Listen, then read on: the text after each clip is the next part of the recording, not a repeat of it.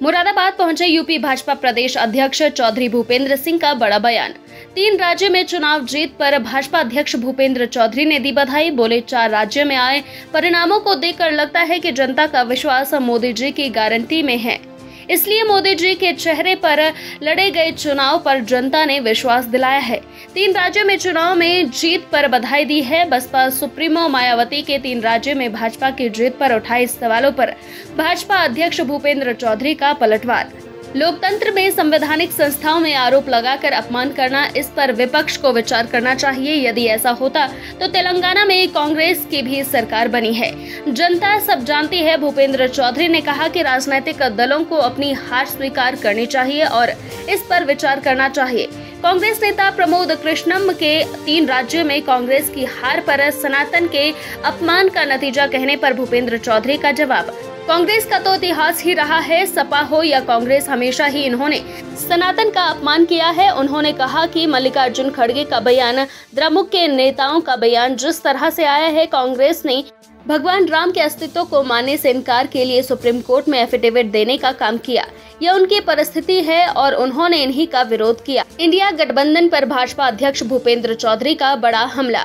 बोले, भाजपा प्रदेश अध्यक्ष ने कहा कि इन विधानसभा चुनाव में इंडिया अलायंस कहीं भी नहीं दिखा। ये लोग बिना एजेंडे के गठबंधन कर रहे हैं। सिर्फ और सिर्फ ये लोग अपने परिवार को बढ़ावा देने के लिए काम किया है। ये लोग परिवारवादी हैं, भ्रष्टाचारी हैं और जातिवादी हैं। साथ ही अपने परिवार को भ्रष्टाचार से बचने के लिए गठबंधन का आलाप रहे हैं। जिस प्रकार का 4 राज्यों में परिणाम आए हैं, उन परिणामों को देखकर यही लगता है कि देश की जनता का विश्वास मोदी जी के प्रति है और मोदी जी की जो गारंटी है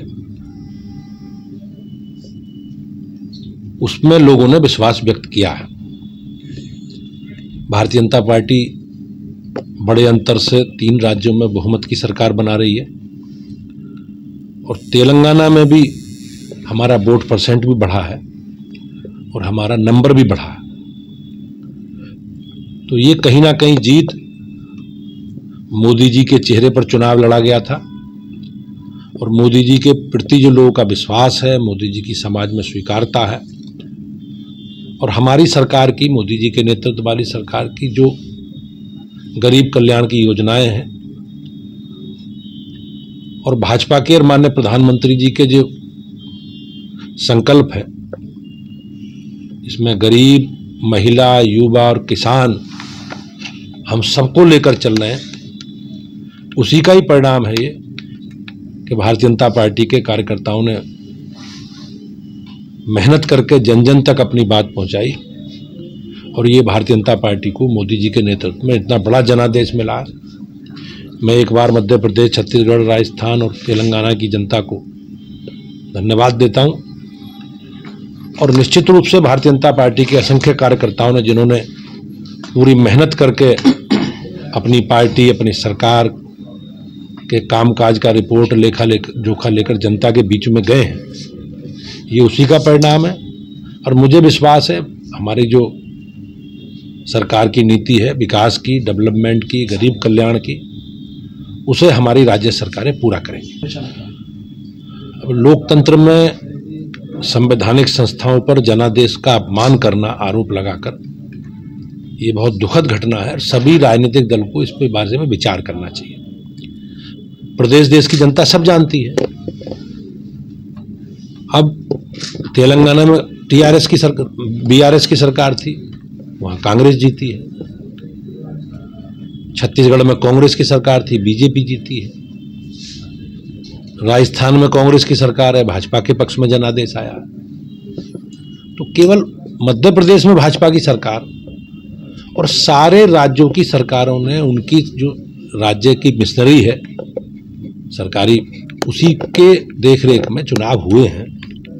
तो इस तरह के बयानबाजी करके अपनी जवाबदेही से और जनता के प्रति जो हमारे अविश्वास है उससे बचने का एक माध्यम है ये।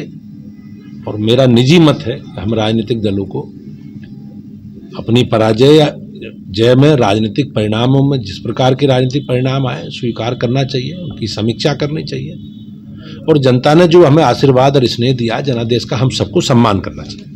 सर मायावती जी ने तो ये भी कह दिया है कि वो इस बार अकेले ही चुनाव लड़ेंगी और इससे विपक्ष में खलबली है कि कहीं भाजपा को फायदा होता है। वो उनका अपना निर्णय है। वो राजनीतिक दल के नाते बहुजन समाज पार्टी एक राष्ट्रीय दल है, बड़ी पार्टी है और मायावती जी के नेतृत्व में 4 बार सरकार बहुजन समाज पार्टी के नेतृत्व में बनी है, तो ये निर्णय उनका है। वो जो भी उनके हित में होगा, जो उनके पार्टी का निर्णय होगा उस निर्णय के अनुसार। 2024 का सेमीफाइनल माने जिस तरह से भाजपा को जनादेश मिला है, हम लोग लगातार अपनी पार्टी के कार्यक्रम अभियान और अपने विषयों को लेकर जनता के बीच में है। भारतीय जनता पार्टी का जो स्वरूप है सर्वव्यापी और सर्वस्पर्शी और हमारी जो नीति है गरीब कल्याण की,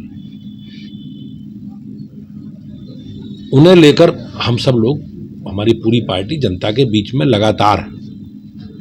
और माननीय प्रधानमंत्री जी के प्रति जो लोगों का विश्वास है,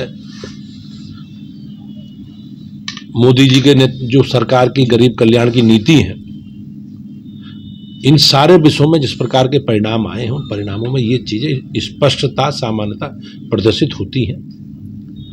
और लोकसभा के चुनाव है, हम अपना पूरा लेखा जोखा लेकर भारतीय जनता पार्टी अपना रिपोर्ट कार्ड लेकर सरकार के कामकाज का जो 10 वर्षों में सरकार ने काम मोदी जी के नेतृत्व में किए हैं, उन सारे कामों को लेकर मोदी जी के नेतृत्व में, माननीय प्रधानमंत्री जी के नेतृत्व में 2024 लोकसभा चुनाव में जाएंगे। और मुझे विश्वास है देश की महान जनता मोदी जी के साथ खड़ी होगी, मोदी जी को आशीर्वाद देगी और मोदी जी तीसरी बार देश का नेतृत्व करेंगे। सर, ये अलायंस की एक मीटिंग करने वाला है चुनाव के नतीजे के बाद, क्या लगता है कि किस तरीके का परिणाम उन्हें नहीं मिल पाए हैं जिस तरीके की उन्होंने? अब आपने देखा चुनाव हुए विधानसभाओं के, इंडिया अलायंस कहाँ दिखा। और ये मोदी जी को हटाना है, मोदी जी को हराना है, इसलिए गठबंधन कर लेंगे, कोई विचारधारा नहीं, ये बेमेल गठबंधन है। और इनका जो एजेंडा है, इनका एजेंडा अपने परिवार को बढ़ावा देना है, अपने परिवार को संरक्षण देना है। ये सब लोग भ्रष्टाचारी हैं, परिवारवादी हैं, जातिवादी हैं और ये अपने आप को, अपने परिवार को भ्रष्टाचार से बचाने के लिए इस प्रकार का गठबंधन प्रलाप अलापते हैं। ये गठबंधन बेमेल है और इनकी विचारधारा सामान्यता एक नहीं है जी।